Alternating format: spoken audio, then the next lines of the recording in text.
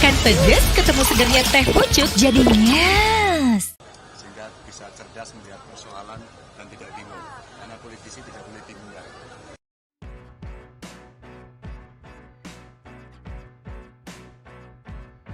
Melanjutkan, memang kalau untuk Pak Ganjar saya masih bingung tadi positioningnya seperti apa.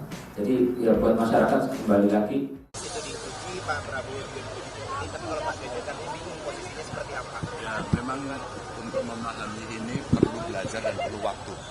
Sehingga bisa cerdas melihat persoalan dan tidak bingung. Karena politisi tidak boleh bingung ya. Politisi harus bisa merespon itu dengan baik. Kita cepat dan unggul. Pak Mahfud hari ini kemana Pak? Pak Mahfud hari ini kemana Pak?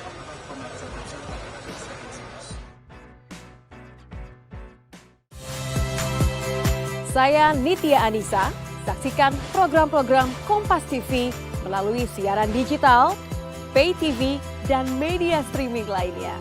Kompas TV, independen, terpercaya.